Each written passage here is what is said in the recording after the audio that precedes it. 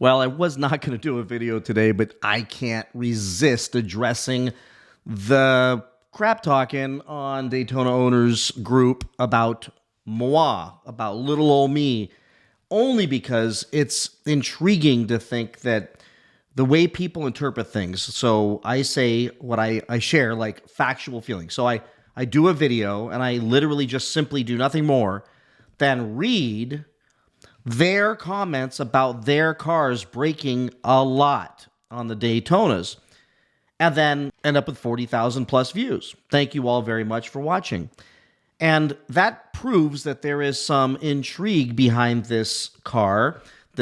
Some call it an abomination.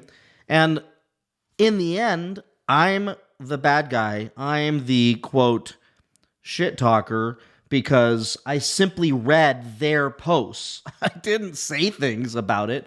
I'm simply sharing their posts. And as a self-described consumer advocate, if you will, and one that had that thrust upon me, not something I sought out to become, I will tell you that this really reeks of a group of people, and certainly one who's writing this, who are trying to, in concert with Dodge, attempt to mislead and share information contrary to the truth that would benefit people who are looking to spend lots of money on a vehicle, and a vehicle that is clearly factually problematic to a pretty serious degree, which I'll share with you in a second. But let's switch over, and I will read this man's paragraph of attempt to kiss up to Dodge. Now, I will tell you, in the last 5 years, I don't think anyone has kissed up to Dodge more than I have, until they decided to destroy the beloved cars, the cars that they used to lure guys like me in to buy them at reasonable, fair prices for a very fun and exciting, albeit very cheaply made vehicle. I fell in love with these things, and I've spent, like many of you, I've approached, if not past now, over $500,000 purchase money directly to Dodge. Bought, paid off, and moved through these cars, only to find myself sitting here being the bad guy for trying to save the customer and not kissing up anymore. That made me want to share this with you, and that's why we're doing another video today. But first, you all know what time it is. I'll give you a second to guess what time it is. Take a second. 1, 2, 3. It's time for that intro.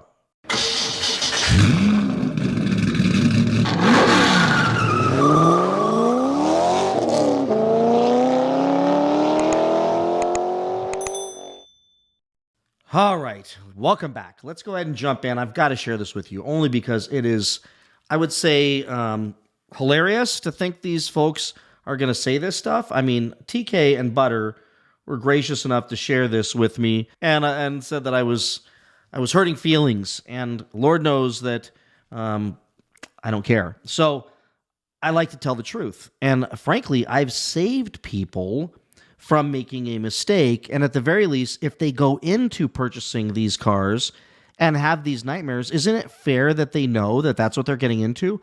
I am not kidding when I tell you there is a good chance I end up buying one of these things, even though on my last video it was a prank. But I may buy one of these things just for the simple fact that it will be a cash cow for my channel, with me stopped on the side of the road or stuck in parking structures with a broken, dead car.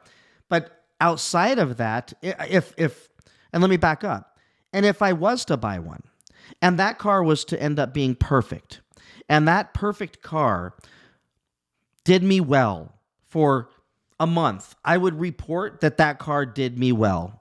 And if it did me well for 2 months, 3 months, 4 months, and that car was great and never went in the shop, never left me stranded, never left me sitting in a tow truck eating Twinkies with some guy, then I will tell you I would absolutely share that as well.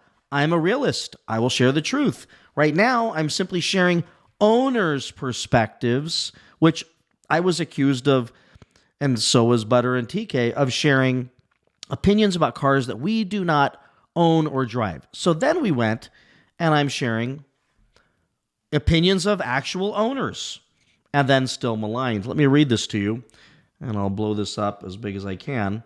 So this guy, this is just great. Hello, fellow forum members. First, I love this car. Has it had a few hiccups? Yes. Like being stranded on the side of the road, accelerating, getting stuck, battery dying. Okay, but anyways, yes, but it's still great. Right, brand new $70,000, $80,000 cars, but whatever. Anyways, I'm sorry, folks. I digress. I wanted to get an opinion. I have a Dodge Ambassador interview on Wednesday. Bring your chapstick for all that butt kissing.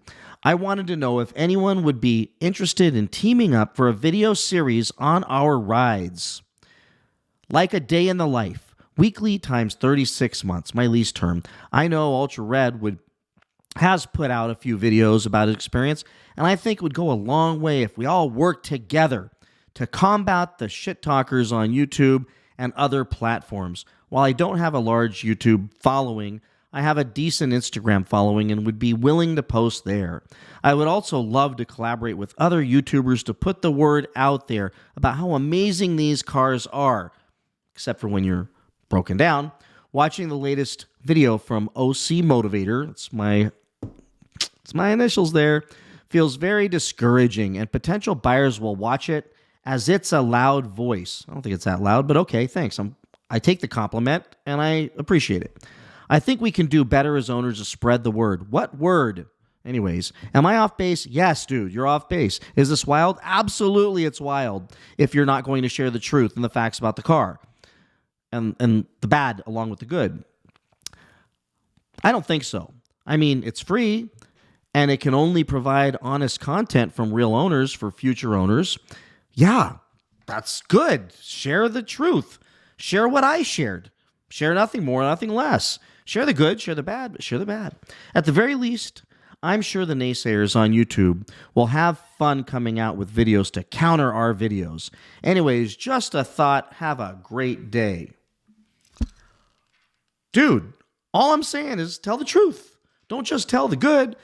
Tell the truth. Tell the good, tell the bad. If the car breaks down, tell them it broke down. If your objective here is to skew from the negative, to just share only the good, in hopes to mislead people into leasing or buying one of these things, and then someone ends up missing a very important day at work or their child's birth or Lord knows what other important things they could be heading to when that car decides to take a dump on them, then it's your fault.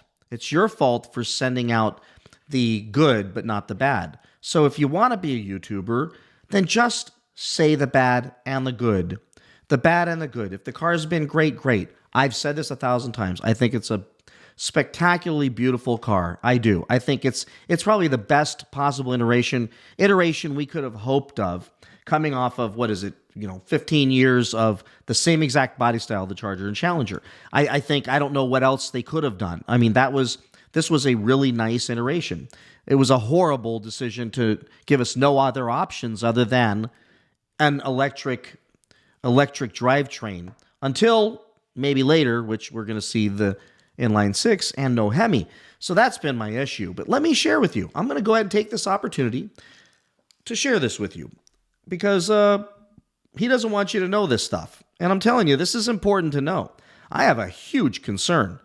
About a guy named Brian who says, day one with my actual car, service transmission this AM. 1 day with the car. Here's the deal. Dude who wrote that paragraph, what about this? If he knew that was going to happen, maybe it would be not so bad. But if he's watching your posts, it's going to be great. Service transmission this AM wouldn't go into reverse. Now, I don't know about all of you, but I mean, I've had a car where the tranny would not go into reverse. And while you take it for granted that you have to go backwards sometimes, it's when you need to go backwards and you can't, when your entire universe starts to fall apart on you because you can't move the damn car. Shut down, restarted, now shifted, but we'll see if the message is still there when I head out again.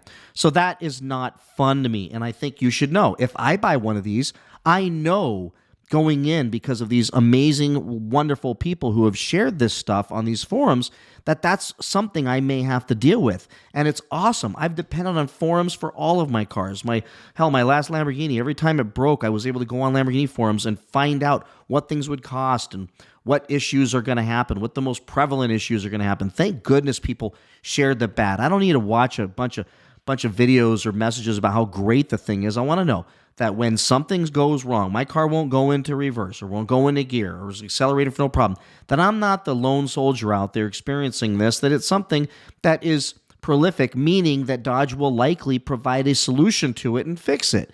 And hopefully they will. Unfortunately, doesn't appear they're doing over-the-air updates, meaning you're going to have to spend time in the dealership waiting for them to fix these things.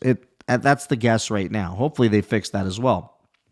Again, more.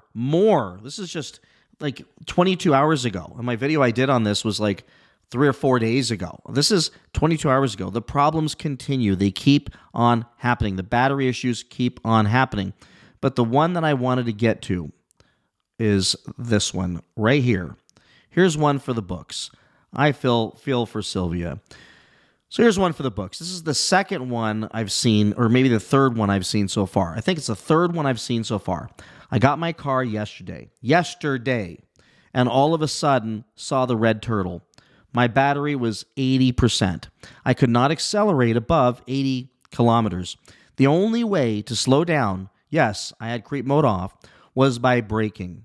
If I took my foot off the brake, it was accelerate back to 80. Okay. I was going through town with my foot on the brake. I got to where I was going, turned the car off, probably after like crapping her pants, and then on again, and everything was fine. Not sure what the hell was going on. I will be bringing it into the shop tomorrow. I have already had the 12-volt issue. Now, here's the deal.